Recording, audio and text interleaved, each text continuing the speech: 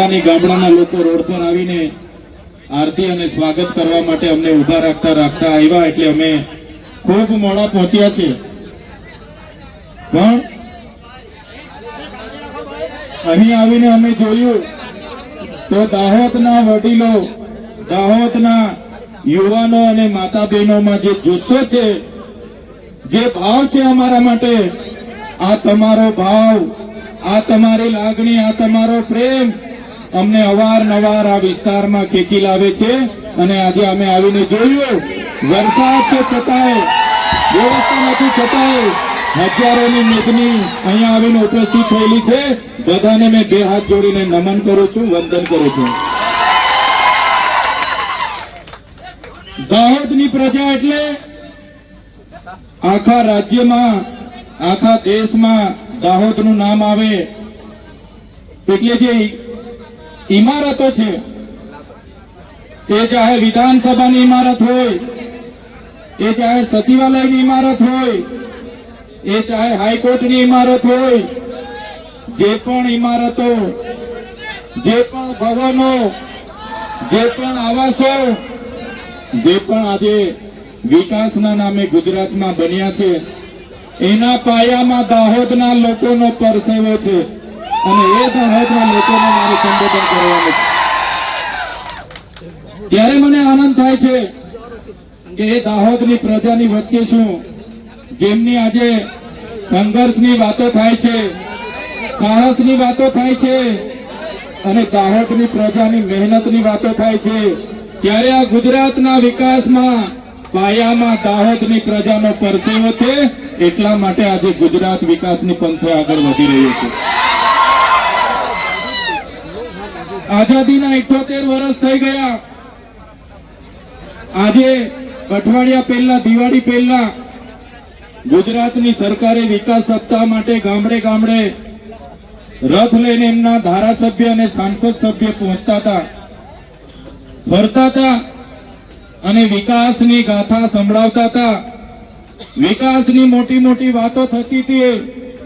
ત્યારે વિકાસ મહોત્સવ આજે ચાલે છે. એક બાજુ 78 વર્ષનો અમૃત મહોત્સવ ચાલે છે, છતાં આજે એ દાહોદ જિલ્લો હોય કે નર્મદા જિલ્લો હોય, આજે ગુજરાતના અને દેશના અતિ પછાત જિલ્લામાં દાહોદ અને નર્મદા જિલ્લાનું નામ આવે છે. આઝાદીના 78 વર્ષ થઈ ગયા. અમારા દાહોદના લોકોએ આ દેશની, આ ગુજરાતની ઇમારતોમાં પરસેવો પાડ્યો છે.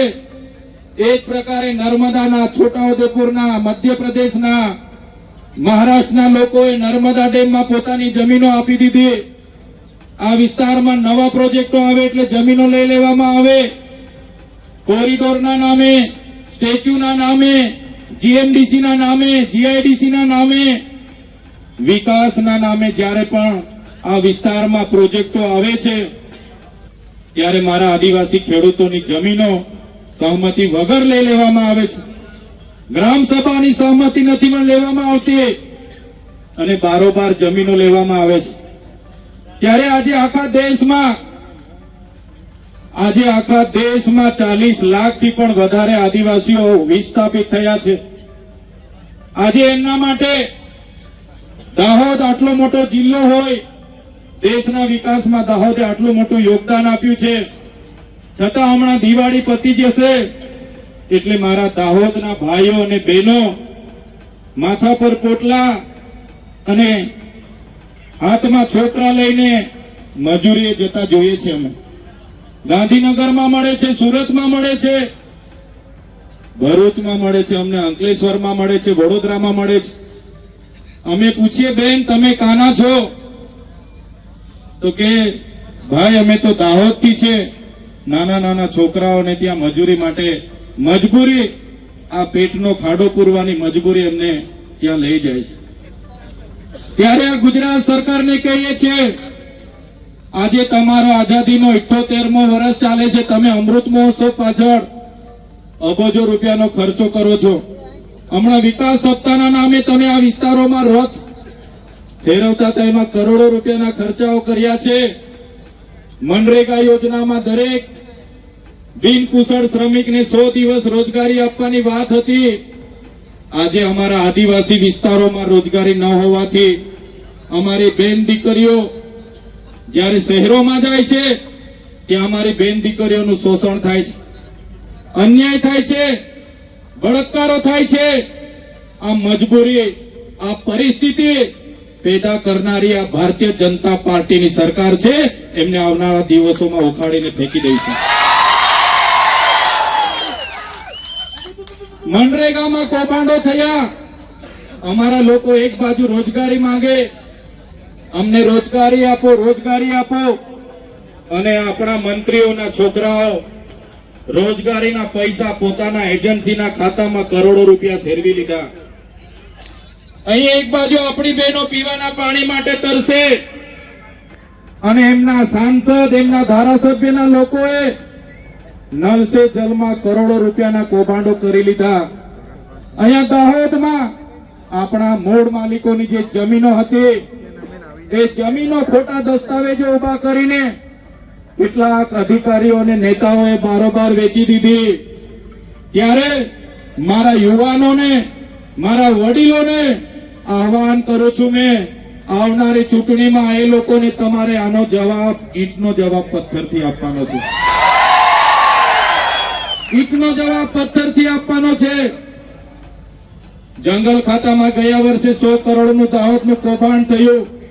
ગુજરાત પેટર્નમાં કૌભાંડ થયું. આદિ આદર્શ ગ્રામમાં 100 કરોડ રૂપિયા દાહોદમાં આવ્યા, એનું કૌભાંડ થયું. દરેક વખતે અમે દાહોદ આવીને મીડિયા મિત્રોને જણાવ્યું કે દાહોદના લોકો સાથે આટલી બધી અન્યાય કેમ.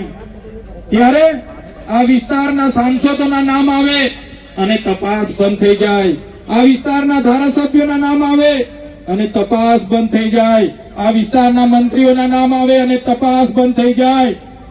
હવે સરકારો, મંત્રીમંડળ બદલી રહી છે, પણ અમારી પ્રજા આવનારા દિવસોમાં તમારી સરકાર બદલી નાખવાની છે. અમે તમને આપીશું પળે પળના સમાચાર. જો તમે અમારા નિર્ભય માર્ગ ન્યૂઝ ચેનલને સબસ્ક્રાઇબ કર્યું નથી તો અત્યારે જ નીચે આપેલા આઇકોન બટન પર ક્લિક કરીને સબસ્ક્રાઇબ કરો અને શેર કરવાનું ભૂલશો નહીં.